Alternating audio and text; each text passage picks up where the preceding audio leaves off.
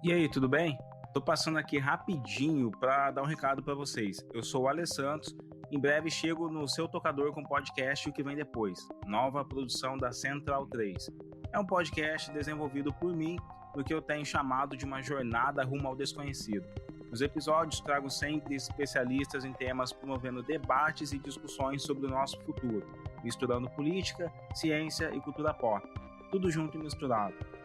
E é sempre bom lembrar, o podcast que vem depois foi um dos contemplados do programa Mais Vozes, iniciativa da Central 3 e da Apoia-se. Não esqueçam, em agosto, o que vem depois chega na podosfera. O podcast que você ouve agora é uma produção da Central 3. Cristo Redentor, braços abertos sobre a Guanabara.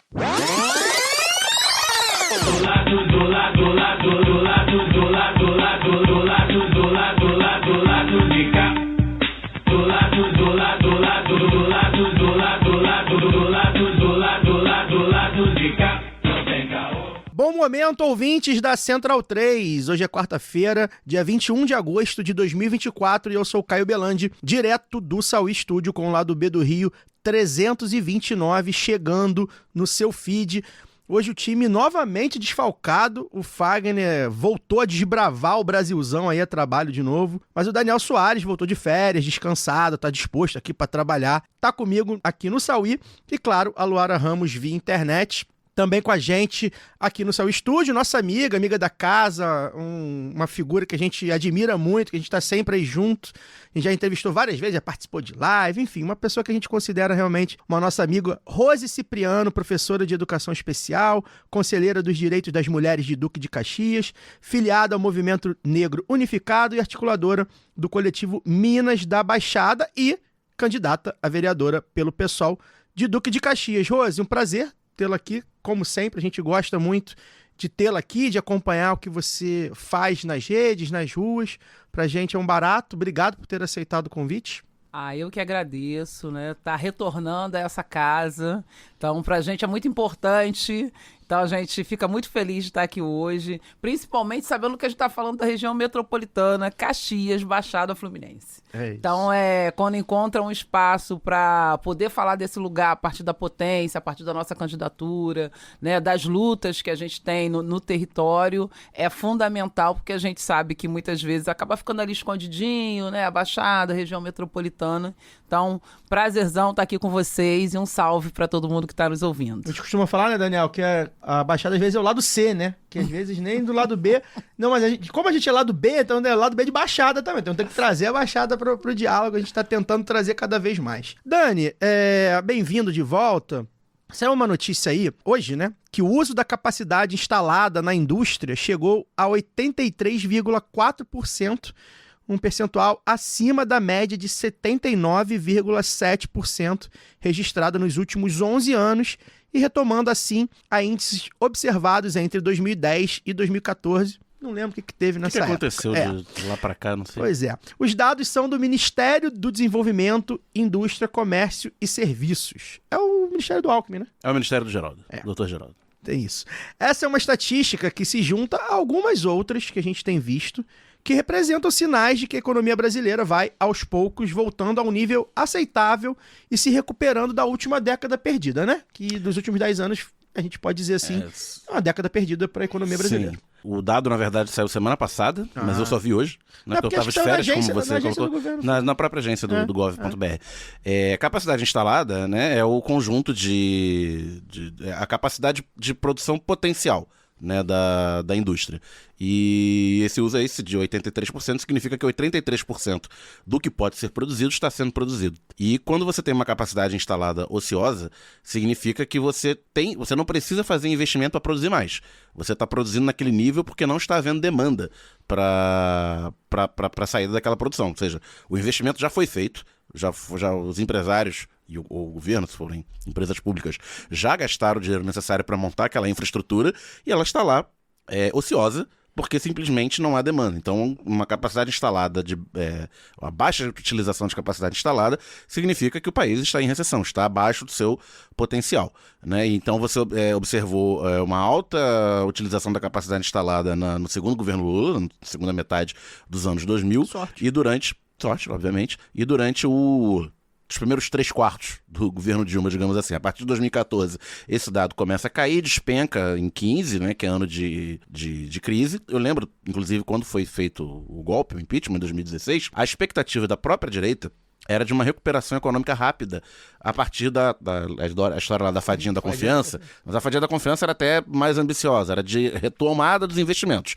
Mas o que eles contavam de verdade, para além do discurso da fadinha da confiança, era: vamos remover o PT, remover a Dilma, que aí a gente cresce rapidamente só com reversão de expectativa. Das pessoas acharam, agora vai melhorar, e não precisaria novos investimentos. Era só trabalhar em cima de capacidade instalada, porque esses anos 2010 a 2014, como foram aí 8 anos de alta utilização da capacidade instalada, quando você tem a capacidade instalada batendo no teto, o que os empresários em geral fazem? Investem para aumentar. E investiram para aumentar. Só que aí, quando era a hora de maturar esses investimentos, veio a crise de 15, impeachment, ganhar o golpe, essa coisa toda. Então, mesmo com com o impeachment, que era o que os doutores empresários queriam, não houve essa retomada rápida esperada. Eu mesmo, economista de esquerda, esperava que houvesse uma retomada algo rápida, e não aconteceu. Tão incompetente que foram as gestões econômicas desde então, ou competentes, dependendo do que se queira, né? Porque a gente está vendo aí também outros números positivos. Produzir, né? Outros números positivos, muito positivos, que é a queda do desemprego, né? A gente está tendo taxa recorde de desemprego baixo para os últimos 10 anos, e o murmurinho na imprensa desemprego caiu, mas isso pode fazer aumentar a inflação, né? Porque vai ter que aumentar os salários, né? Olha que problema. Tem que aumentar os salários. E o problema do estágio do capitalismo atual não é a produção industrial, né? Exatamente. Não, mas eu tô falando até da comunicação com perspectiva de classe mesmo. Sim. Porque a perspectiva é sempre do lado do produtor, no caso do produtor capitalista. Mas enfim, não houve essa retomada, porque a gente viveu 10 anos de estagnação, né? No máximo alguns voos de galinha. Então, pela primeira vez, porque será que aconteceu desde 2023 para cá, né? Pela primeira vez nos últimos 11 anos, que aí a notícia fala, né? Que a gente começou a ter essa queda ali na transição de 13 para 14, está havendo uma recuperação significativa da capacidade instalada, o que significaria para os próximos anos necessidade de novos investimentos industriais. E com isso você retoma um ciclo virtuoso da economia. E apesar de todos esses dados positivos, tanto da utilização de capacidade instalada, quanto da redução do desemprego, né, a gente teve no final do ano passado, né, a notícia do aumento da participação das famílias, do consumo das famílias e tal. Se a gente ligar a televisão, a gente vai ver Lira, vai ver emenda Pix, vai ver coachismo nas próprias eleições municipais, vai ver eleição na Venezuela, né? Então se você se informar apenas pela mídia corporativa, você vai ter a impressão de que o governo patina, que não está fazendo nada, que o Brasil está em crise, que está indo pro buraco, etc. Sem falar as previsões catastrofistas das contas públicas, né? Que se eu for começar a falar aqui, a gente vai ter outro tema no programa. Mas só queria chamar a atenção isso. A gente novamente está tendo números positivos na economia que são muito importantes, mais importantes do que parecem, porque prenuncia a retomada de investimentos para o futuro próximo, mas a gente o noticiário continua no atoleiro, digamos assim. Assim como a gente noticia aqui ao longo desse ano e meio aí de governo falhas, né, que a gente considera, a gente tenta sempre tensionar o governo o máximo possível, a gente não se furta em apontar, a gente também tem que apontar que não é que tá tudo ruim, né? Acho que tem coisas melhorando e os números mostram isso, as estatísticas mostram isso. As pessoas mesmo, eu tive a notícia essa semana de uma companheira de um amigo meu que arrumou um emprego depois de um ano, carteira assinada e tal, assim, as coisas acontecendo e você percebe que está acontecendo. É claro que isso é um caso só, enfim, isso não quer dizer nada, mas as pessoas sentem, né, também. E aí a nossa missão também como mídia contra-hegemônica também é falar, tem coisa melhorando aqui, os números da economia estão melhorando. Luara, boa noite. A gente está aí, né? Começou a campanha para eleição municipal, a gente está aí já com a campanha bastante aquecida, pesquisas e tudo mais, embora na TV só no final do mês, né? Dia 30, se eu não me engano. Queria que você falasse aí um pouco da sua expectativa para essa corrida eleitoral, né, no atual contexto político que a gente está vivendo, que é um governo democrático, republicano, de esquerda, de centro-esquerda, enfim, um governo popular, digamos assim, mas com o bolsonarismo ainda com força nos estados, nas capitais, com força política, institucional, ou seja, estão à espreita aí, se a gente demole, vão faturar um monte de município, né? Bem-vindo. Oi, Caio, Daniel. Oi, Rose, obrigada pela presença aqui hoje. Estou animada para a gente bater esse papo, já que na sua outra participação aqui no Lado B eu ainda não participava como panelista, né? E oi para todo mundo que nos acompanha a partir de agora. E, Caio, eu acho que é até difícil falar em expectativa, né? Num país complexo como o Brasil e tão diverso, né? Ainda mais que nós estamos falando de campanhas municipais, em que essas questões se aprofundam, né, de uma forma muito regional, muito particular. Eu tive agora, no fim de julho, na minha cidade natal, no interior de Minas. E eu sempre acho que o fato de ser uma mulher do interior do Brasil, né, esse país com mais de 5 mil municípios, faz com que eu consiga ter uma compreensão um pouco mais abrangente até do que são esses 50 tons de bolsonarismo, né? Sim. Eu não vou falar especificamente da minha cidade, mas eu queria falar um pouco sobre esses 50 tons, porque desde 2018, a extrema-direita aprendeu a votar de uma forma muito mais coesa. Mas eu não vejo isso em projetos mais à esquerda. Eu falo porque parece óbvio dizer, mas eu vejo muitos amigos e amigas que se colocam, né, como pessoas de esquerda, que sempre fazem questão de frisar isso, sua opção política, mas que ainda votam naquele vizinho que conhecem, num amigo da faculdade que se candidatou, ou naquele parente que é gente boa e conhece todo mundo e por isso foi convidado a ser candidato, né, a vereador ou a ser vereadora. Então, hoje mesmo eu vi uma campanha que também é do interior de Minas, achei muito ilustrativa por ser também do interior de Minas, de um candidato desses do tipo fulano do hospital, sabe? Uma coisa bem, bem genérica, assim.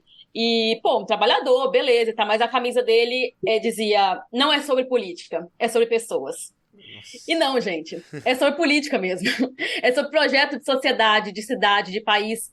Quando a extrema-direita traz a chamada pauta de costumes, né, a gente não pode fugir, porque isso também é uma oportunidade da gente disputar valores, né? Mas, sobretudo, para acolher também os votos de esquerda das pessoas que se identificam com justiça social, com direitos humanos, que não se identificam com o bolsonarismo, né, que querem educação e saúde pública de qualidade. Então, há alguns dias, até o perfil do Lado B do Rio, no ex-Twitter, né, listou as candidaturas com nomes de pastor, patente militar e também de professores, por exemplo, no Rio de Janeiro. O nosso querido Augusto Perillo também já deu a letra, né? Não vote em miliciano, em traficante, em contraventor, em membro do MBL, em fundamentalista religioso, banqueiro, latifundiário. E eu queria repetir só, né? O que eu comentei. O Megazord do fascismo. Pra gente ficar de olho. Mas eu queria repetir o que eu comentei no tweet do Augusto, que é não vote em quem esconde o próprio partido. Essa historinha de que a gente vota na pessoa, isso é engodo da democracia burguesa, gente. Conheçam as regras do jogo e saibam jogar. São os partidos que sustentam os projetos. Então, desconfie de gente que esconde de onde vem o projeto que ele defende. Desconfie de quem acha que pode atuar sozinho. Porque política é luta coletiva, minha gente. Quem tem projeto de poder, projeto pessoal, não tem articulação e não tem vida partidária. Justamente porque não sabe trabalhar coletivamente. Então, desconfie disso.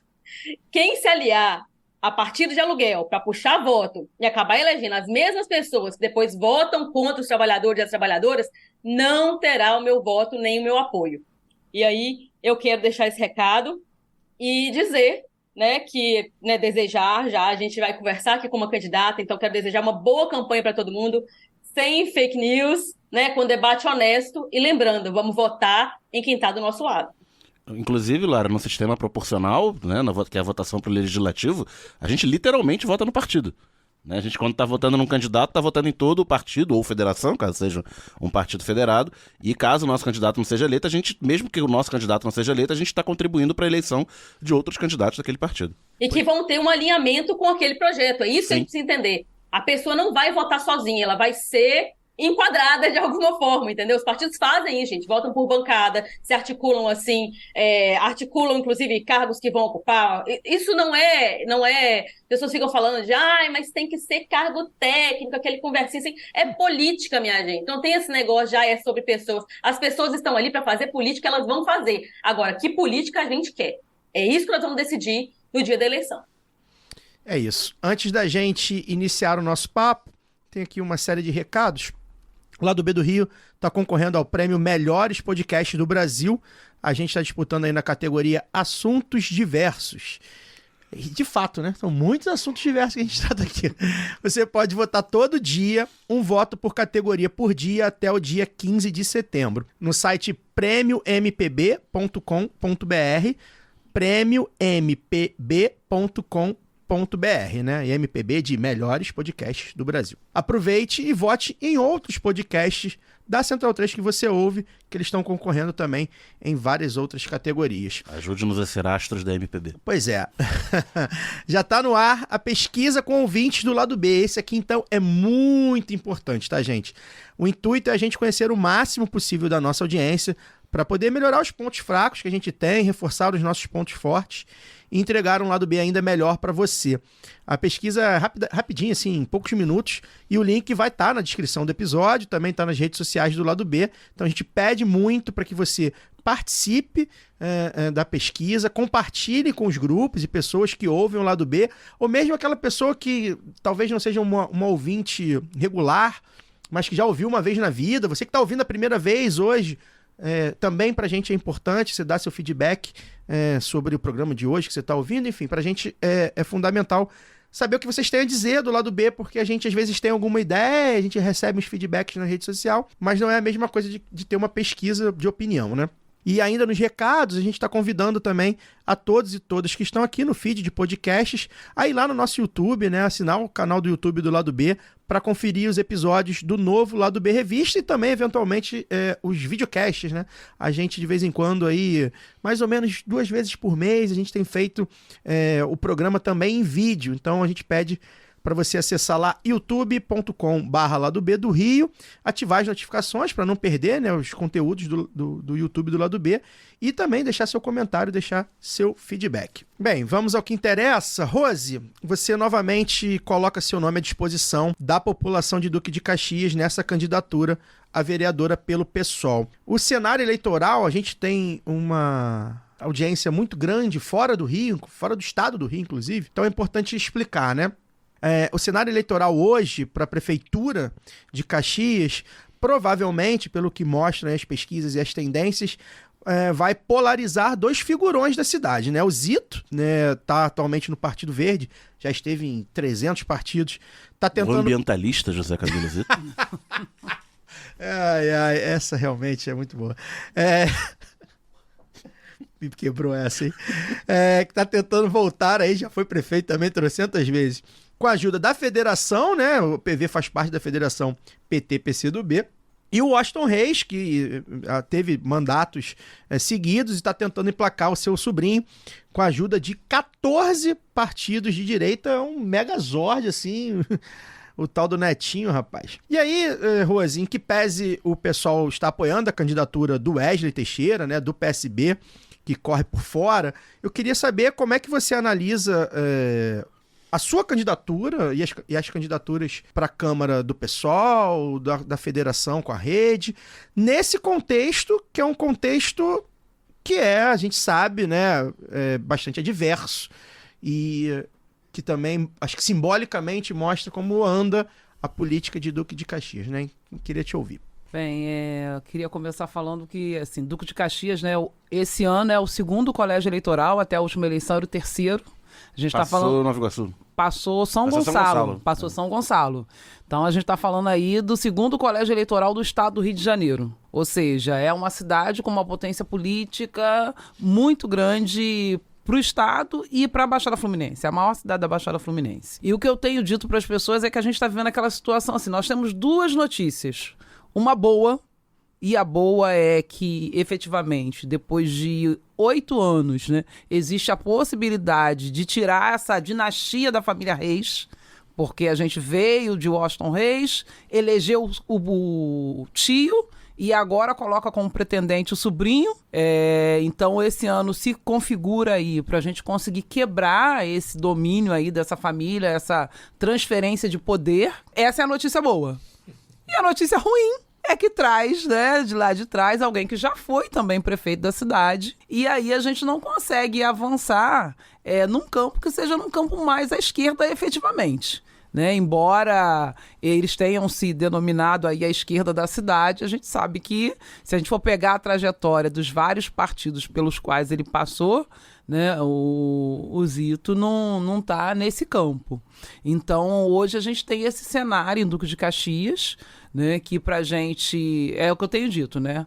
Um lado bom, que é preciso acabar com esse poder que essa família tem na cidade, né? Existe um desgaste da população, embora das obras, né? Das grandes obras, trabalha com as grandes obras, pavimentação, mas a população viu que não basta só isso, porque esse ano a gente viveu as enchentes em Caxias, né? Acho que quem acompanhou aqui no estado do Rio de Janeiro viu que toda essa pavimentação sem nenhuma preocupação com o meio ambiente, e aí é importante lembrar que a gente está falando de um ex-prefeito que é condenado por crime ambiental. A cidade ficou fechada devido às chuvas, que ultimamente a grande política lá é a canalização, né? A pavimentação, nem digo canalização, mas a pavimentação de vários córregos. Então a gente está nesse processo. E aí a gente tá aí na federação, que é a Federação PSOL Rede, numa coligação junto com o PSB, com o Wesley Teixeira, né? Numa expectativa da gente reunir essa esquerda dentro da cidade. Né? E numa expectativa muito positiva com relação a 2020. Né? Pensar que a gente entra na federação com 25 candidatos, né? Tanto de Rede e PSOL, e também com uma chapa, com um programa que foi construído com os movimentos sociais, foi construído com a universidade, com o movimento de mulheres, com os movimentos populares, para que a gente efetivamente possa pensar em ampliar a esquerda na Baixada Fluminense. Que não é tarefa fácil, né? A Luara falou aí desse processo que é um processo personalista, e a gente está falando de eleições municipais. Eu costumo brincar que cada rua tem pelo menos 4 candidatos a vereadora e vereador, e é muito isso. Vou votar porque é meu primo, vou votar porque eu tenho uma dívida de gratidão, né? E a gente tem aí buscado fazer justamente esse trabalho, que é pensar a política, né, enquanto uma construção coletiva, enquanto partido, né? E isso é algo que é um trabalho cotidiano, né? Em especial para a gente que está nesse território onde a esquerda está muito imprensada. Né? A gente sabe que nas eleições municipais de 2020 teve muitas prefeituras bolsonaristas, né? Acho que também um outro cenário de Caxias, nesse contexto, a gente compara muito com o que foi 2022, porque, como você falou aí, a maior parte dos partidos que está apoiando, né, o Washington Reis são partidos de direitas, entre eles o PL. Ele se coloca como uma candidatura bolsonarista raiz na cidade. Então, também tem um clima que está colocado aí de todos contra ele. Que acho que é sobre isso também. É uma disputa com uma candidatura bolsonarista, ultraconservadora, né? Então, é um pouco desse cenário. E a nossa candidatura configura justamente aí. Acho que é pensar em trazer efetivamente as pautas da esquerda na cidade, né? E pontuando muito essa questão do partido. Acho que é fundamental a gente falar isso, porque quando a gente reivindica esse lugar de uma mulher negra, de uma professora que está nos movimentos sociais, é entendendo que de nada adiantaria isso se eu estivesse no PL. Sim. Né? De nada adiantaria isso se eu estivesse num outro partido de ultradireita ou de direita, que a gente sabe que quando chega a hora de definir, e foi o que aconteceu nesses últimos 8 anos, a gente tem falado muito sobre isso, vereadores ou candidatos a prefeito na cidade dizendo que vai mudar a cidade, mas a gente vive 8 anos de retirada de direitos, a gente vive 8 anos de desmatamentos na cidade, né, de ataques ao meio ambiente, assim, que têm sido gravíssimos para o meio ambiente frente da cidade, então de nada vai adiantar se a gente tiver toda essa caracterização e não estar num partido à esquerda, né? Então, hoje é esse o cenário. Eu acho que, diferente do dia de 2020, também acho que é algo positivo. É importante lembrar que a direita venceu no primeiro turno lá na cidade.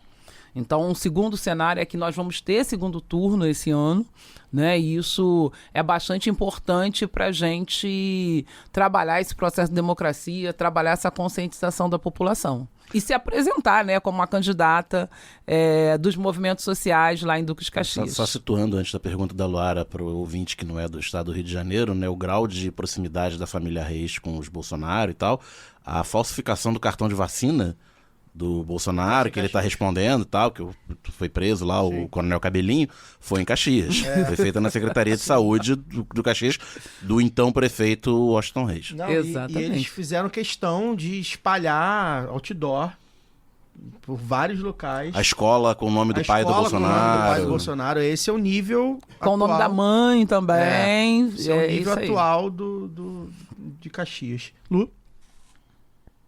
Rose, queria aproveitar que é o nosso, como eu falei, né, nosso primeiro encontro aqui, para falar um pouco, resgatar um pouco, né? Eu pedi que você resgate um pouco da sua história para falar para a gente aqui. E a sua trajetória passa, né, pela atuação no Sindicato Estadual de Profissionais da Educação e por outras campanhas também como candidata. Então, eu queria saber, principalmente aí de você, né? Você acredita que a sua trajetória foi algo natural? Ou houve algum marco que te levou a ser candidata pela primeira vez? E o que te traz novamente a essa candidatura à vereança? Sim, como você falou, né? Assim, a gente já tem uma atuação na cidade que vem muito do movimento sindical, no CEP, já nesse período. E aí é que começa a minha atuação política, né? Tanto no sindicato como também nos movimentos sociais da Baixada, em especial o movimento de mulheres. A gente fica muito feliz porque normalmente as pessoas nos identificam como alguém que constrói a Baixada. E a gente sempre faz muita questão de marcar isso, né? Não porque a Baixada seja um território só de violência, mas eu costumo dizer que é um território violentado, né? O coletivo do qual eu construo, que é o Minas da Baixada, a gente tem uma pergunta que nos persegue: o que é ser uma mulher na Baixada Fluminense? Então é dessa perspectiva que a gente atua na luta pela educação, atua na luta de mulheres, por questões de maternidade, de creche. Então a gente vem muito dessa perspectiva.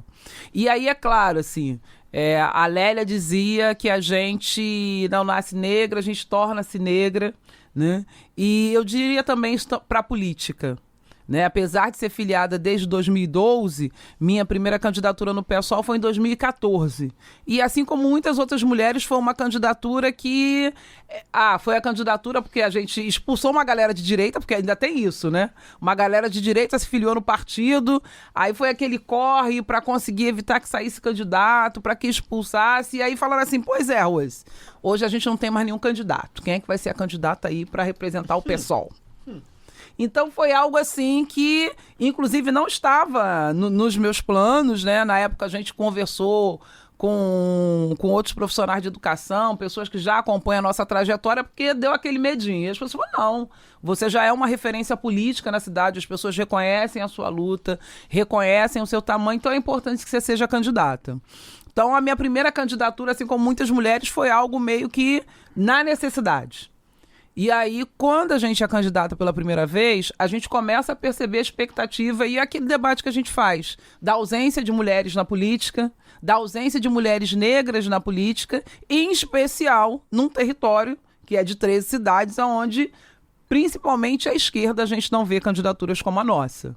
Então, é um processo que foi um processo pessoal, mas foi um processo coletivo, né? E desde a nossa primeira candidatura lá em Caxias, que foi em 2016, a gente vem com uma votação expressiva, né? Vem aumentando essa votação, né? E é bastante interessante dizer, e ter essa postura, porque eu lembro que na primeira candidatura as pessoas diziam assim, poxa, você é muito legal, você tem uma baita luta na cidade, mas se você oferecer o tijolo, se você oferecer aí para asfaltar a rua, você vai ter muito mais votos. E aí a gente teve uma votação que foi de mais de 2.000 votos na época, e isso também aí acaba criando aquela crise, né? As pessoas, ela realmente não comprou nenhum voto na cidade, porque a gente está falando desse lugar, né? Não comprou nenhum voto e tem tido uma votação. Ou seja, isso demonstra também que há espaço para que a gente cresça nessa cidade. E assim tem sido desde todas as últimas eleições. 2020, a gente fez 4.771 votos, né?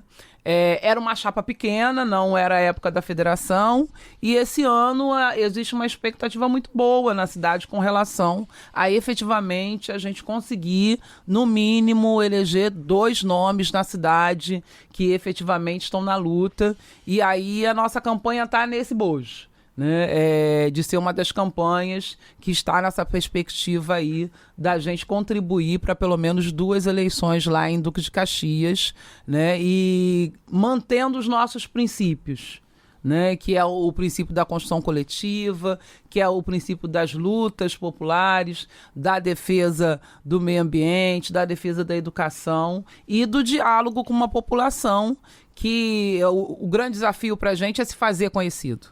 E aí eu acho que também, não só para a minha candidatura, mas para a nossa candidatura majoritária. Com quem a gente conversa, a gente consegue dialogar isso, aquilo que você falou, né? Às vezes a pessoa fala, mas eu sou de direita. Aí a gente pergunta, vem cá, você é a favor da escola pública? Eu sou. Você é a favor da saúde pública? Sou. Vem cá, você quer melhorias para a cidade? Sou. Então, isso não combina, você não pode ser de direita. Então, acho que também ter esse espaço, ser essa candidatura que pode colocar em xeque e ajudar a avançar nesse debate tem sido muito importante.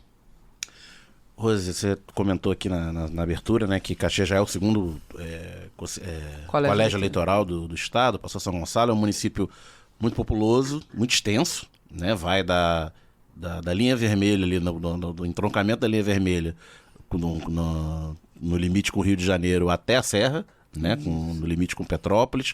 Então tem um centro bastante urbano, com uma classe média significativa, tem áreas muito pobres, em torno do Lixão, de Gramacho, e tem áreas até rurais, né, para os lados de Xerém.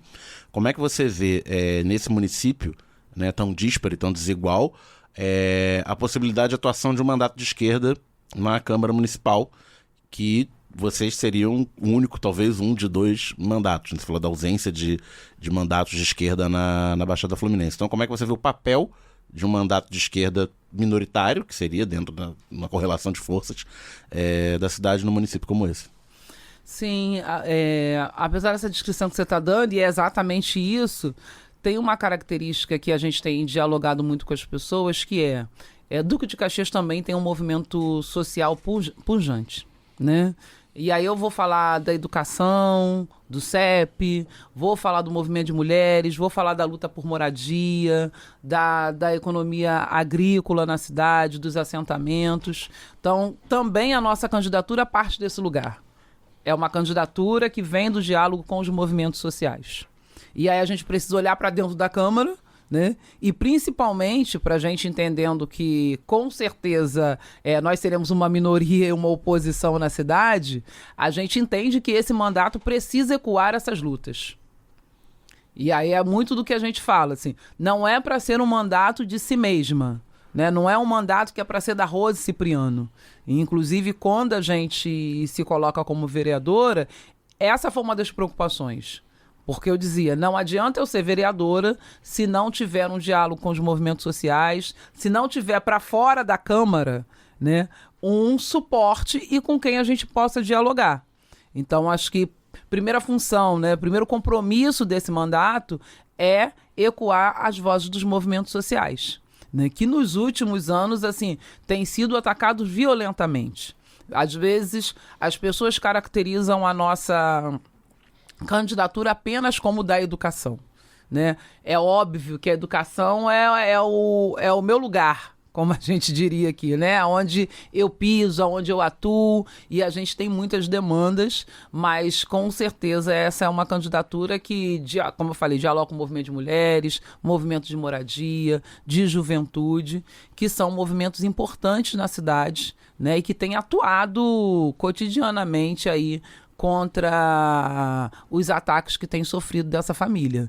Então, acho que é entender isso, né, que a gente precisa ser essa voz aí de oposição numa Câmara que a gente precisa ver renovada. Peço licença para dar uma pausa no programa e apresentar os nossos parceiros. O sorteio para apoiadores e apoiadoras do lado B é um oferecimento da Camisa Crítica. Ouvinte tem 10% de desconto no cupom Lado B no site www.camisacritica.com. Tem lojinha física da Camisa Crítica no Sol e Sombra, bar que fica no bairro Bela Vista, em São Paulo. Já aqui no Rio, tem no armazém do MST, na Lapa, e na livraria Leonardo da Vinci, no centro. Camisa Crítica criada para uma esquerda que não tem medo de dizer seu nome. Quer aprender ou treinar o seu inglês, espanhol ou francês de maneira leve, dinâmica, com afeto e senso crítico? Conheça o WeCreate, o curso de idiomas parceiro do Lado B. Acesse www.wecreateidiomas.com. Aproveite e siga nossos parceiros nas redes sociais. Obrigado pela atenção e voltamos ao programa. Rose, eu tenho uma pergunta que eu tenho feito repetidamente, já desde que começou o Lado B praticamente, a reboque do que a gente viu acontecer, principalmente no Rio, com a Marielle, né? Que é a violência política, que na Baixada tem um histórico que fala por si, né? Lamentavelmente, Caxias, inclusive, né? Sim.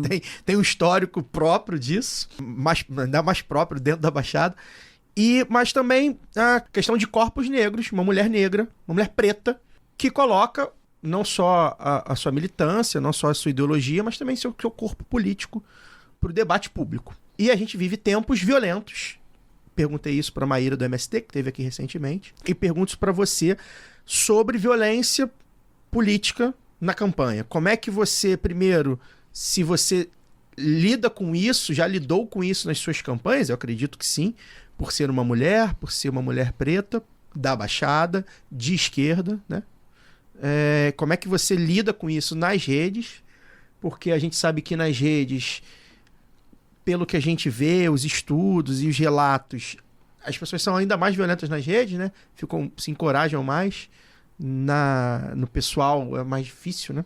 De ter esse tipo de ofensa, ainda que a gente sabe, e o PSOL é um partido que já aconteceu algumas vezes de pessoas do PSOL serem hostilizadas na rua, inclusive por ser um partido de esquerda, no momento em que a gente vê um fundamentalismo religioso muito forte, que acaba afetando diretamente as campanhas e as candidaturas de esquerda, um racismo, uma misoginia, enfim, queria saber, você já é uma candidata experiente, né? Você já vem aí buscando as eleições aí já nos últimos anos, então acho que já tem alguns relatos, tem algumas ferramentas para lidar com isso. Queria que você falasse um pouco sobre isso, que é algo que a Luara sempre traz aqui e que sempre que eu vejo mulheres, e que bom que cada vez mais eu vejo mais mulheres no debate político, eu sempre me sensibilizo de alguma forma, porque a gente sabe que há violências contra candidatos de esquerdas homens, é óbvio que há, principalmente pretos, mas assim, com as mulheres é regra, aparentemente. Então eu queria que você falasse um pouco sobre isso, considerando tudo isso que eu falei. E, para quem não conhece, a Baixada Fluminense, para quem tá de fora aí, a Baixada Fluminense é um território, é engraçado, que a gente fala Baixada Fluminense, parece que é uma coisa só. Não é uma coisa só. Mas politicamente tem toda uma dinâmica que a gente até vai entrar sobre isso também no próximo programa, na próxima pergunta. Mas enfim, vou retomando. A Baixada tem uma questão muito própria de crimes políticos, né? Acontece quase toda a eleição.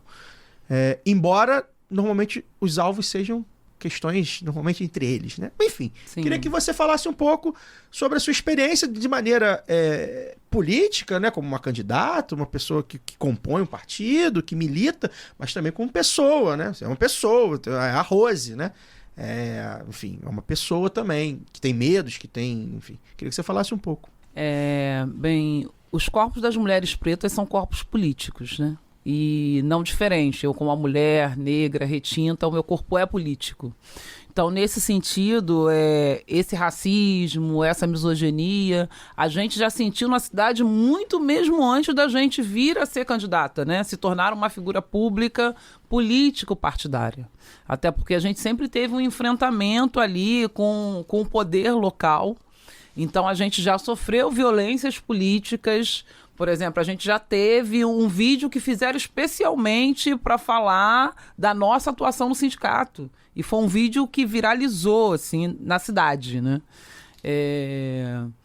Então, a gente sempre, infelizmente, né, já sofreu essa violência política por inúmeras vezes. Eu ganhei uma ação contra o atual secretário de comunicação, porque eles fizeram uma postagem, assim, desmerecendo, né? Vou usar essa palavra aí para poder amenizar, desmerecendo a nossa candidatura, e ele, enquanto secretário de comunicação, compartilhou, né? E aí as pessoas conseguiram printar, que aí também é isso. Tem as redes de apoio, né? As pessoas printaram, a gente entrou com uma ação, conseguiu ganhar a ação. Foi condenado às cestas básicas, né? As famosas cestas básicas. Mas essa é uma luta e um enfrentamento, essa violência política que a gente enfrenta na cidade já há algum tempo, né? Então, e aí a gente já busca, né? Acho que falando primeiro pessoalmente, são as redes de apoio. Sim, a gente tem estado em vários espaços de mulheres negras, para que a gente possa pensar as saídas. E as saídas vão até de se preservar, né? Saber dar o passinho para trás, às vezes. Isso, de se preservar, de ter os devidos cuidados. E aí passa por tudo. Passa, inclusive, pelo carro blindado, inclusive de, às vezes, não acessar determinadas coisas na internet, porque aquilo não vai te fazer bem, né?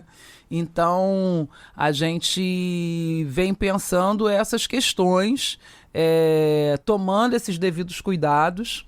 É claro que a gente é um partido que, para nossa tristeza, né, sofreu aí esse batismo de sangue, que foi o assassinato da nossa companheira e amiga Marielle Franco.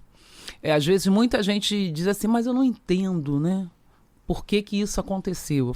Eu sempre digo que, para além das questões políticas, que inclusive foram descobertas agora há pouco tempo, está todo esse racismo, né?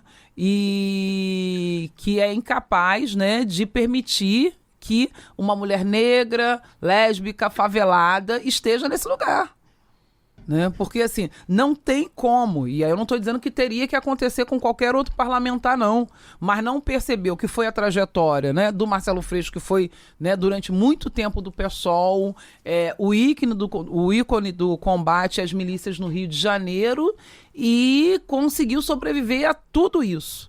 E num tempo muito menor, a nossa companheira é assassinada da maneira que foi. Então, mas isso também, assim, 2018 foi um ano que a gente tomou pra gente o que a Audre Lorde fala, que o silêncio não nos protegerá. E a gente viu mais e mais candidaturas de mulheres negras, não só no Rio de Janeiro, mas também na Baixada Fluminense, né? Então, é isso. Nós não podemos parar diante do que aconteceu, porque é justamente esse o objetivo deles, né? É justamente fazer com que pessoas com o nosso corpo, com a nossa cara, com a nossa cor, não cheguem nesse espaço, né? Então, mesmo com receios, mas com os devidos cuidados, né, a gente vem atuando e se colocando para ocupar esse lugar, né? Acho que é isso. Eu costumo dizer que se a gente não acreditasse na mudança, nós ainda estaríamos na senzala. Então a gente precisa ter consciência que nós somos sujeitos e sujeitas históricos, né? E que para fazer essa mudança é necessário fazer esse enfrentamento, né? E é isso, assim, a Baixada Fluminense sempre figura como um dos lugares mais violentos para a política, mas acho que também a gente precisa fazer uma caracterização que nos últimos anos, né, aquela linha divisória entre milícia, ocupando esses cargos também é uma disputa que vai para além da disputa política, também marca essa violência que existe na Baixada Fluminense. E aí se torna mais necessário ainda que a gente transforme essa política e que tenha candidaturas como a minha, de Rose Cipriano e de tantas outras companheiras. E aí é bastante... Eu tenho ficado muito orgulhosa, né, de estar numa federação que é uma chapa preta, né, uma chapa negra e de maioria de mulheres. Né? Então, isso é fundamental para a gente ir combatendo essa violência e que aí também está na Baixada, e eu acho que é interessante a gente marcar isso, que a gente sabe que essa violência política acontece com a gente que está na Baixada, mas acontece com mulheres do mundo inteiro. Se a gente vai olhar, né, para outros países, a gente vai ver quantas mulheres estão sofrendo violência política, né, por conta de estarem ocupando esse espaço. Mas também é um caminho sem volta. Né? É um caminho que as mulheres precisam ocupar, né? E que esse campo da esquerda, se tratando do Brasil, precisa discutir de maneira mais profunda. Eu tenho falado muito que nós precisamos voltar a discutir a reserva de cadeiras. Porque é isso também. A gente tem tido políticas nos últimos períodos que foram muito importantes, que é a questão do mínimo de 30%, e é importante lembrar que é mínimo, não precisa ficar nesse gueto. E tem muita gente que faz questão, né, de fazer o mínimo, né? Exatamente, não precisamos ficar nesse gueto, mas a gente precisa discutir. A gente acabou de ver aí a PEC, né, que anistia para os partidos que não cumpriram os 30%, que não cumpriram as cotas de negros e negras. Então, e aí esse é um recado para nós, para a esquerda. Precisamos voltar a discutir a reserva de vagas. Né? Quando a gente fala do México, que hoje elegeu uma presidenta, o México, a Argentina, todos começaram também na década de 90, discutindo a porcentagem mínima e avançaram para outras políticas. Então, tá aí esse recado, porque eu acho que se a gente efetivamente quer avançar, né, em ter mais diversidade no parlamento, não dá para ficar só no processo de cotas. Eu espero o dia não precisar mais fazer esse tipo de pergunta, né? Porque, assim, o ideal é que a gente discutisse até aqui outras coisas, que são muitas coisas que uma cidade como Caxias tem para discutir e que algumas nós vamos discutir, mas é impossível eu não fazer esse tipo de pergunta, não só enquanto jornalista, mas enquanto militante de esquerda. Sim. É impossível não fazer esse... E a Luara vai perguntar agora, mas os relatos que ela deu pra gente quando ela concorreu, enfim, no contexto da candidatura dela à época e tal, me bate, assim, sempre que eu tô com uma convidada que é candidata, me batem muito, porque, enfim, eu quero um dia receber uma candidatura de uma mulher e não precisar debater sobre isso. Assim, vai ter uma violência política normal, igual tem com homem, então não vai ser o assunto, né? Sim. Mas infelizmente é assunto. Até porque a gente quer debater outras coisas. Eu costumo dizer assim, eu quero debater o orçamento de Caxias, uma cidade com mais de 4 bilhões de orçamento. Né? Não é só falar de mulher, de preto, né? Exatamente. A gente precisa, inclusive, precisa falar. Lu? Ainda sobre esse assunto, é um negócio assim, que atinge, a gente sabe que atinge mulheres de direita também, mas sobre as candidaturas de esquerda, é um negócio que machuca mais vezes, né? Porque eu acho que dói em mais lugares, justamente porque a gente está combatendo aquilo diariamente e aí enfrenta de uma forma que muitas vezes a gente não imagina. Assim, para mim, quando fui candidata, Rose, era como assim, eu não acredito que isso está acontecendo. Sabe, das pessoas terem coragem de falar esse tipo de coisa. E eu só quero ressaltar isso, que vocês até falaram também, mas que eu acho muito importante quando a Rose traz esse dado de que ela está numa chapa em que a maioria é de mulheres. Isso denota um compromisso muito grande, porque, como o Caio disse, a maior parte dos partidos não faz o mínimo. E nós estamos falando, inclusive, de partidos de esquerda nas chapas municipais, ou então nas eleições, né, nacionais, assim. É difícil ver os partidos que conseguem cumprir a cota, e não é só cumprir a cota, é também destinar a verba para que as candidatas consigam ser candidatas e não candidaturas laranja, né? Porque também isso é uma questão.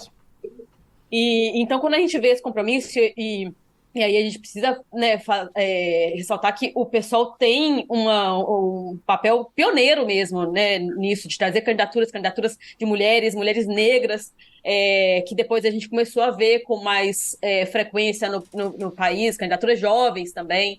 Eu acho que é realmente um bom dado, um bom exemplo aí que eu espero que os partidos passem a seguir mais, porque as pessoas querem votar, né, em pessoas como a Rose. As pessoas querem votar em mulheres como a Maíra do MST, que a gente entrevistou aqui também.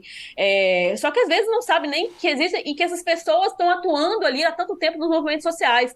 Então, quando eu perguntei, né, Rose, se a sua trajetória, como é que foi, se foi natural, se você até já tinha pensado, né, você falou que não tinha pensado ainda em ser candidato, eu também não tinha pensado, porque quando a gente fala em candidato, fala para descrever um candidato, é sempre assim, no masculino, né, é candidato.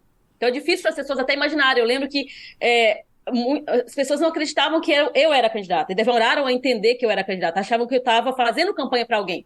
Porque era 2018, eu era uma, né, jovem, eu ainda sou jovem, gente, mas eu era mais jovem do que eu sou mais hoje. jovenzinha. E aí a pessoa olhava pra mim e falava, mas é você e tal? Como assim, né? Lembro que eu faço a piada sempre, que me perguntaram assim, mas por que deputada federal? Eu falei, porque eu não tenho idade para ser senadora ainda. Eu tinha 27 anos na época. Quer dizer, por que não? Né? Então, assim, por que não uma mulher negra ocupando um cargo de vereadora, falando do orçamento de Caxias? Sabe, é isso que a gente precisa ver cada vez mais, porque aí começa a ser possível. E eu queria ainda falar um pouco sobre campanha. Você teve uma experiência com uma candidatura coletiva, né? Também. Sim. Que nos últimos anos foi uma novidade aí, e eu queria saber se essa mesma proposta faria sentido para uma campanha municipal, né? Foi uma estratégia mais voltada para a ampliação da sua base, ou de pensar uma nova configuração no exercício do mandato? Como é que foi a experiência com a candidatura coletiva? Acho que, Luara, foram as duas coisas. Primeiro que quando a gente veio na coletiva, né, 2022, era uma coletiva com pessoas que eram da Baixada Fluminense. E aí, assim, isso é uma marca da nossa trajetória, da atuação. Então, a gente queria mesmo trazer essa caracterização, né, mostrar que tem, embora não esteja no parlamento, tem uma esquerda na Baixada Fluminense, e nós éramos de Duque de Caxias, Nova Iguaçu, Mesquita e Belfor Roxo, né? Então, primeira caracterização foi essa, e para a gente é muito importante trazer isso, né? Essa esquerda que existe nesse território, porque... E isso a gente sofre até no PSOL, né? A gente ouve muito, porque o PSOL é da Praça São Salvador, o PSOL é de Laranjeiras, e a gente tem muita gente que é da Baixada Fluminense que recolheu assinaturas para construir esse partido, continuou militando lá, hoje nós estamos aqui. Então, vencer essa invisibilidade para a gente foi muito importante para mostrar que a esquerda está nos mais diversos territórios, né? A gente costuma... Quantas pessoas sabem, por exemplo, que o primeiro congresso do PSOL foi na Maré, né? E uma das pessoas responsáveis foi a Marielle, a Renata Souza. Então, tirar essa coisa de que nesses territórios periféricos a esquerda não está presente, né? Que não tem militante de esquerda. Então, ao contrário. Então, teve essa caracterização. E é claro, assim... Não só a nossa, mas as candidaturas coletivas se colocaram como esses corpos, né, para ocupar esse espaço e numa perspectiva também de experiência coletiva de mandato, né? E foi muito legal porque a gente teve contato com vários outros mandatos coletivos pelo país, né? Algumas experiências exitosas, outras nem tanto, mas eu acho que dá para aprender com ambas, né? Hoje a gente ainda mantém muito contato com as Pretas de Salvador, né, que é um mandato coletivo do PSOL na cidade de Salvador, que se manteve, que esse ano para municipal, né, se elegeram enquanto vereadoras municipais, e esse ano novamente. Mas no contexto da eleição municipal aqui de Duque de Caxias, acho que não se repete, né? Então, esse ano a gente está numa perspectiva, sim, que é de ter um mandato que seja aberto, transparente, coletivo, mas não com a mesma estrutura. Mas foi uma experiência muito rica, né? A gente continua tendo algumas candidaturas não na Baixada, mas na capital coletiva, e que foi muito boa a experiência. Rose, mobilidade, né? Comentei aqui que Caxias é um município grande, né, diverso, e isso implica também num problema de mobilidade interna dentro da cidade, né, com déficit de linhas, irregularidade nas linhas locais que não são atendidos por nenhuma linha municipal, transporte caro, né? Não sei se Caxias ainda tem uma tarifa diferenciada para quem vai para Xerém, é mais caro do que... Ainda tem, as chamadas sessões. Exatamente, né? Me surpreendeu uma vez que eu fui pegar um ônibus em Xerém, por depoimento pessoal, fui pegar um ônibus em Xerém, indo pro centro de Caxias, era uma linha municipal, aí o trocador falou, você vai para onde? Eu pensei, por que o trocador quer saber para onde eu vou? Eu já peguei o ônibus. Eu com o meu dinheiro lá, sei lá, minha nota de R$10, assim, pra pagar. Aí, mas por quê? Não, você vai pra onde? Por que você quer saber? Não, é porque até não sei onde é um preço. Pro centro é outro preço. Pra mim não fazia sentido que eu cresci no Rio de Janeiro, que é... Não faz sentido pra ninguém, não, né? Embora... Nem pra nós.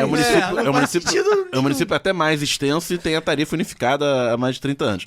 Mas, enfim, tem essa questão, né, da tarifa e da irregularidade, da deficiência das linhas, e o transporte pra capital, que é uma concessão estadual, então não estaria no âmbito direto de um mandato municipal, mas também saber como o município, né, poderia interferir no acesso à capital, que você tem uma linha de trem do ramal da Supervia, que está sendo sucateada aí pela concessão, e o ramal de Gramacho e Saracuruna até mais do que o da capital, e linhas intermunicipais, que são ainda mais caras, né? Você tem linhas de R$20, linhas comuns, não estou falando de ônibus chamado Sim. frescão, né?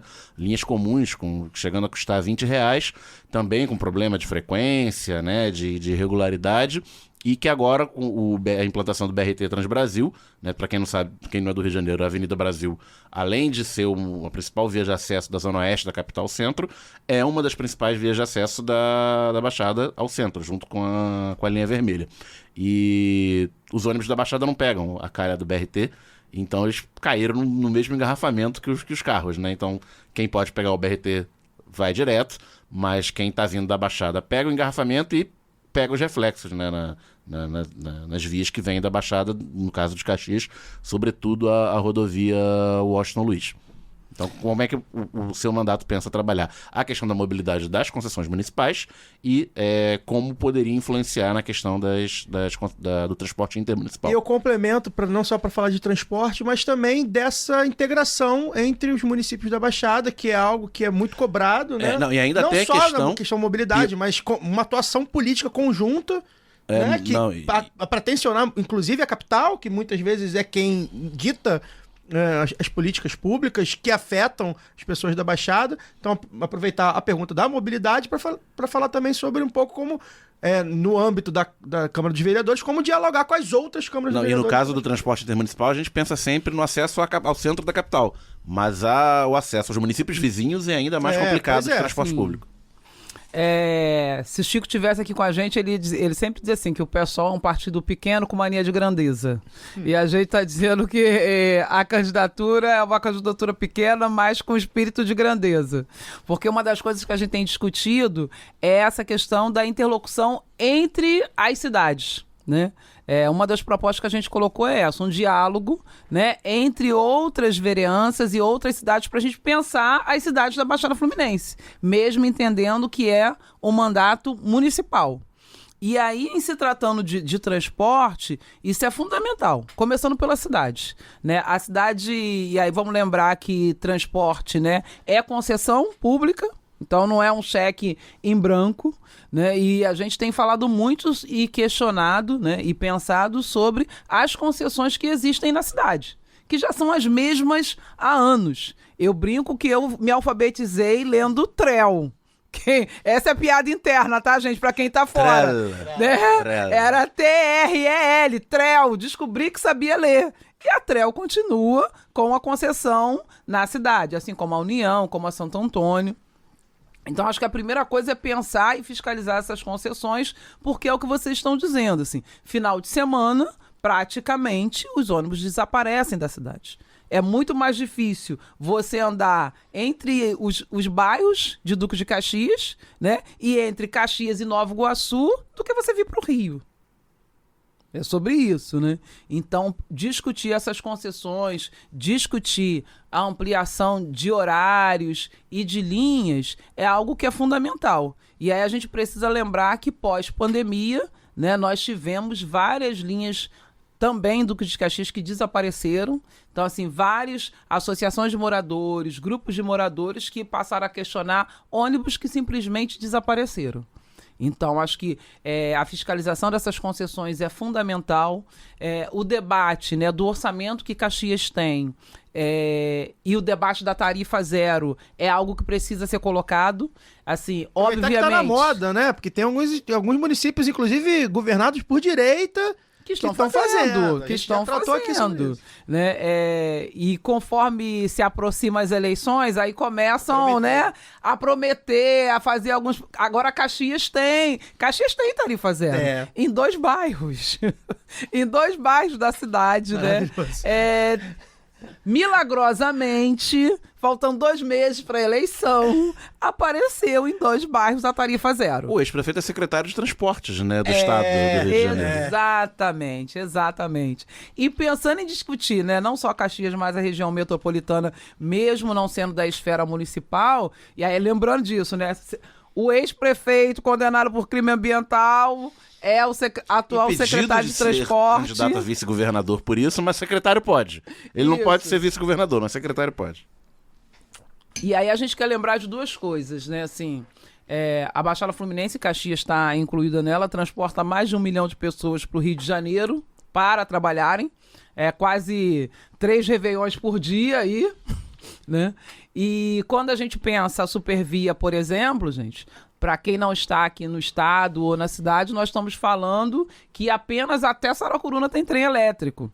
Né? De Saracuruna a Piabetá ainda é puxado por máquinas.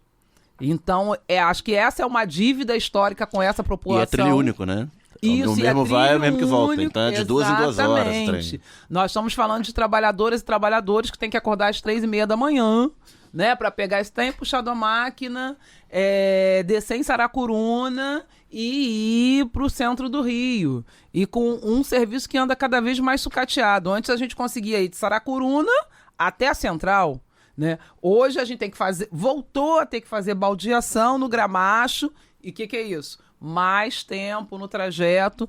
Então, são pra gente, né, pensar um mandato que discuta não só a Caxias, mas a Baixada Fluminense a nível do transportes e outros temas, é uma das nossas perspectivas. Porque aí também a gente sabe que não adianta estar isolado. Né? Não adianta estar isolado só na cidade. Então, esse diálogo entre as câmaras municipais, pensar esse fórum da Baixada, a partir da vereança, acho que é um elemento novo e que a gente está aí muito disposto a estar fazendo. Que a gente está falando de política, né? Claro que tem as limitações institucionais, né? Enfim, de jurisdição do Estado, de jurisdição da capital, mas quando você tem um mandato, você tem voz, você consegue sentar com um deputado, consegue sentar com um secretário, né? Você consegue oficiar o governo, né? Você ganha uma importância política mesmo, né? Então, por isso que acho que é importante também. Senão fica, vou falar só o que me cabe fazer aqui, votar, o que eu posso votar, e vou falar só do que o município pode fazer. Né? Acho que não é a política que a gente pensa.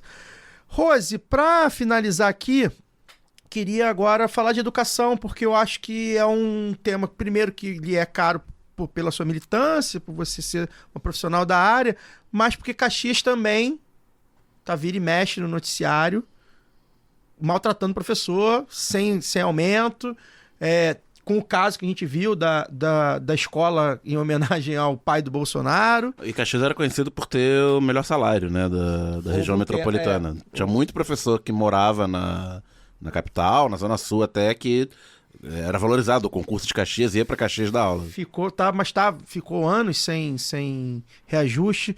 Queria que você falasse um pouco do cenário da educação de Caxias e como é que você vai pautar a sua campanha, né, de professor para professor, né, porque eu acho que acredito que valorizar os profissionais seja o ponto-chave, né?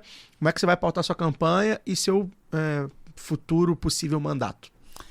Vamos lá, né, assim, a gente está no período eleitoral, mas nós estamos vivenciando em Duque de Caxias, né, nos últimos 8 anos, um processo de total retirada de direitos, né, e aí a gente pode citar, por exemplo, e aí não só os profissionais de educação, mas também, né, que não sabem quando vão receber porque não tem o seu calendário de pagamento, né, nós estamos falando de uma categoria que, como já foi dito aqui, né, já saiu no jornal dos 5 salários mínimos, que está há 8 anos sem reajuste, né, ou sem o aumento da inflação que seja, né?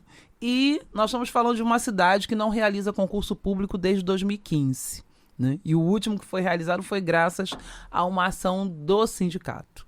Então, nessa perspectiva, vocês podem imaginar, né, o nível que os profissionais da educação estão na cidade. Tanto é que teve uma campanha que pegou em toda a cidade, que foi a Operação Fora Reis.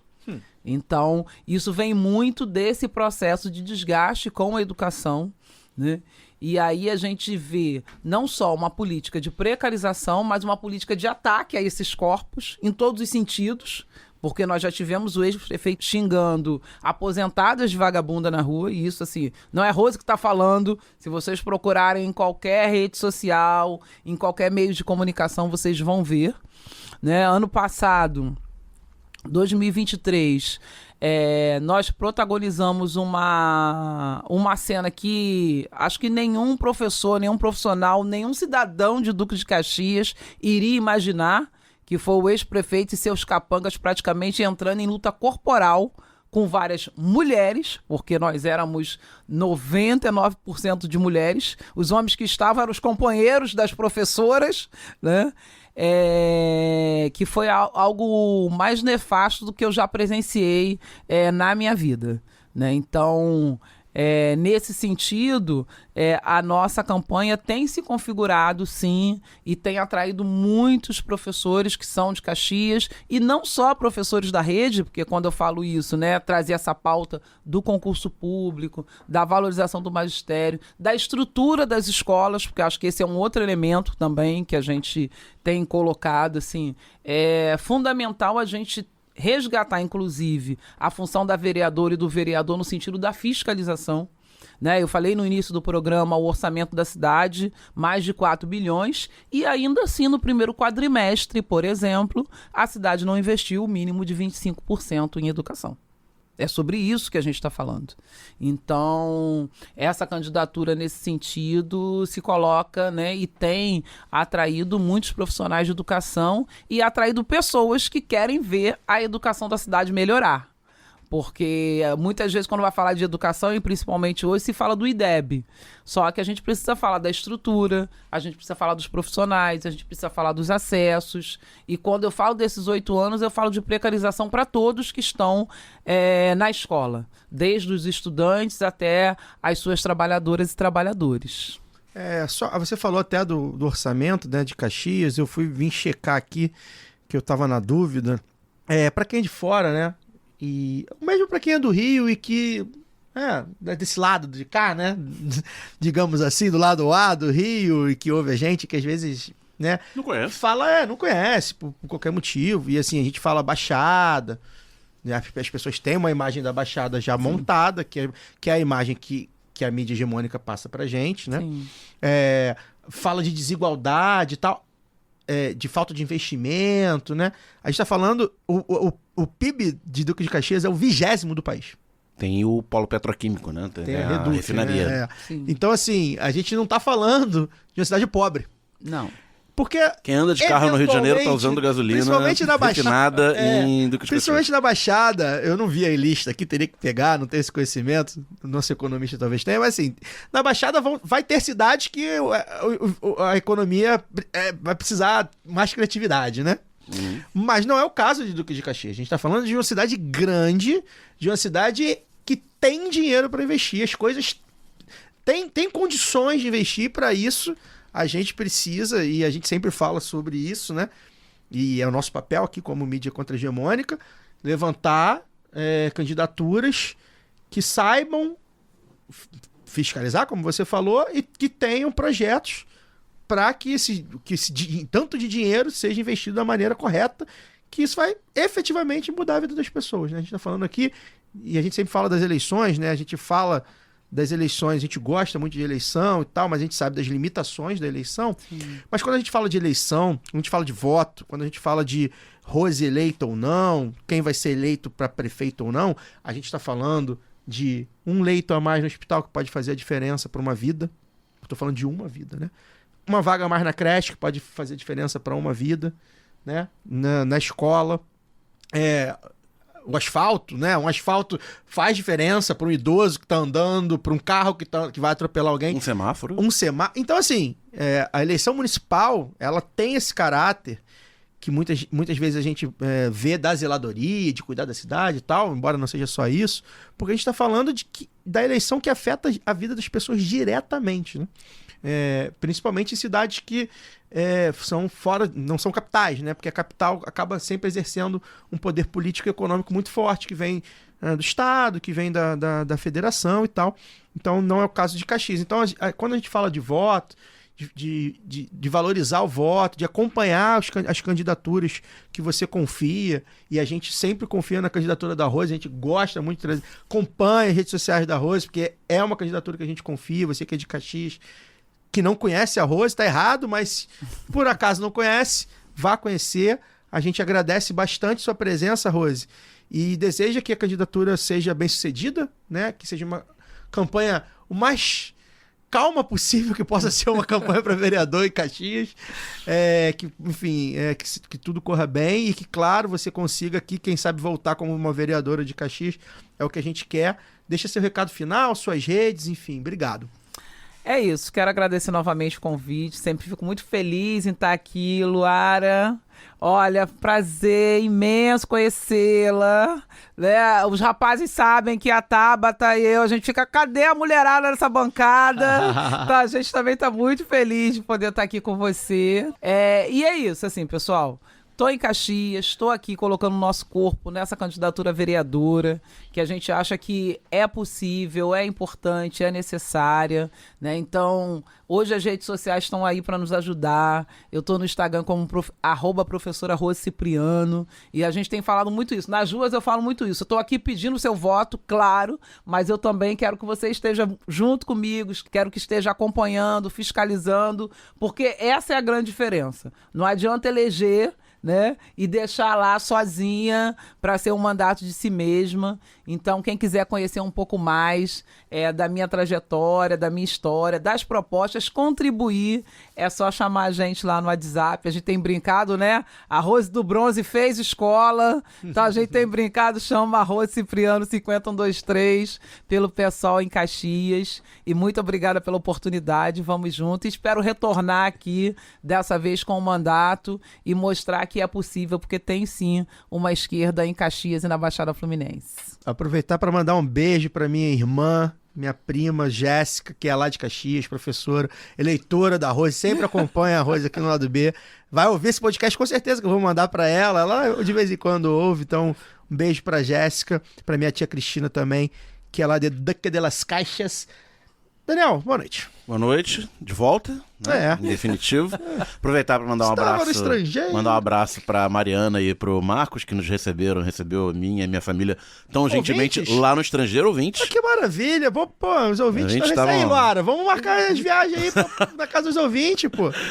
Só eu passo o zap. E aí, Mariana nos ouve, o Marcos acho que ouve mais de tabela, mas beijo pros dois aí, muito obrigado. Lu, valeu.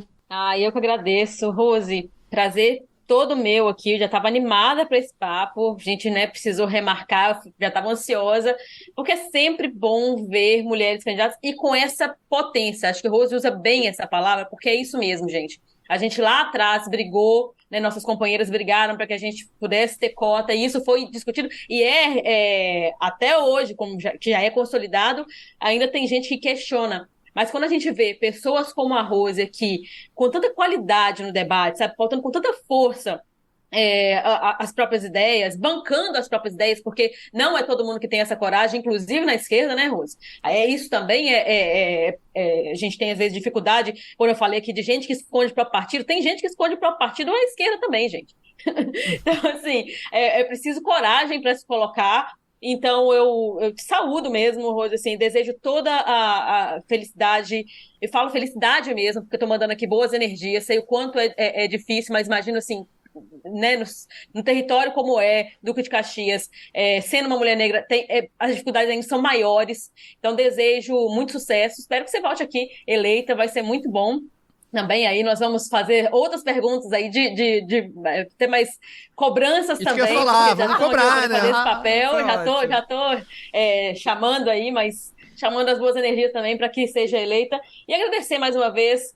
Daniel, seja bem-vindo de volta. Caio, eu vou aproveitar que estamos nós dois, Caio, de camisas dos nossos queridos times, sim, já que eu estou aqui trajando. Mengalvio. É gravado, né? Então o pessoal não está vendo, mas eu estou com uma belíssima Salão camisa alvinegra do meu Clube Atlético Mineiro, classificado para a próxima fase da Libertadores. Mandar um abraço aqui para o Fagner também, nos encontramos na próxima fase. Mas já que hoje é aniversário do Vasco da Gama, deixar um abraço, né, uma saudação aos ouvintes vascaínos. A totalidade. Mas eu quero deixar... Oi? A totalidade, Vasco da Gama, todos eles, nossos ouvintes. Então, Estão todos de esquerda, um abraço dos meus amigos vascaínos, nossos ouvintes vascaínos também, mas eu quero deixar especialmente um abraço pro nosso amigo apoiador aqui, Kleber Vinícius, que não é vascaíno, mas é botafoguense. Um grande abraço, Kleber. Feliz da vida. Embora esse programa vá ao ar só sexta-feira, vai saber se ele vai estar feliz e a gente também, né, Daniel? Mas já foi feliz aí umas 4 vezes. Já foi, pois é. Vou passar essa sua fala, tá? Vou cortar, vou pedir pro Cesarotti cortar. Tô brincando. Olha, Cesarotti, dependendo do resultado de hoje, vai cortar mesmo, fala de Botafoguense. Cesarotti é Palmeiras, então pode ser que ele corte, já ajuda nós dois. Eu tenho um abraço pra mandar também, esqueci aqui, tá anotado, mas tinha esquecido. Pro Grupo do Café, cara. O Grupo do Café é uma turma lá da CDPLAR, da UFMG. E, aliás, o pessoal da CDPLAR da UFMG é muito forte também no IBGE. Tem um monte de gente lá do Instituto. CDPLAR é referência, né? Não, no IBGE, toda hora que eu converso lá com alguém, o CDPLAR tem muita gente, muito mineiro, trabalhando no IBGE, mineiras e tal. E a galera do Grupo do Café, que acho que é um grupo de WhatsApp da galera lá e tal, ouve a gente. Então, mandar um abraço para todos e todas lá do Grupo do Café do CDPLAR da UFMG. Centro de Desenvolvimento e Planejamento Regional. Exato, só fera braba, demografia, estatística e tal, tem um monte de gente braba lá. A gente vai ficando por aqui, semana que vem a gente volta a lembrar para você que tem live, tá? Na semana que vem, quinta-feira, dia 29, às 7h30 da noite, a live B no youtube.com/Lado B do Rio, a gente te espera lá. Forte amplexo, tchau, tchau!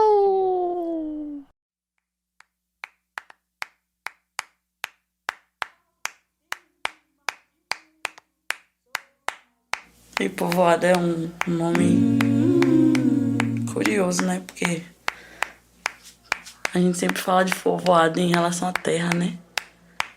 A terra é povoada, mas eu também sou terra. A gente também é terra que povoa. Deus te ajuda, te livra do mal. É tudo bom, viu, filha? Eu sou uma, mas não sou só, minha filha. Povoada, quem falou que eu ando só? Nessa terra, nesse chão de meu Deus, sou uma, mas não sou só. Povoada, quem falou que eu ando só? Tenho em mim mais de muitos, sou uma, mas não sou só. Povoada, quem fala que eu ando só? Nessa terra, nesse chão de meu Deus, sou uma, mas não sou só. Povoada, quem fala que eu ando só? Tenho em mim mais de muitos, sou uma, mas não sou só. Sou uma, mas não sou só. Sou uma, mas não sou só. Sou uma, mas não sou só. Sou uma mãe, eu sou uma, mas não sou só mesmo. Este podcast foi editado por Fernando Cesarotti.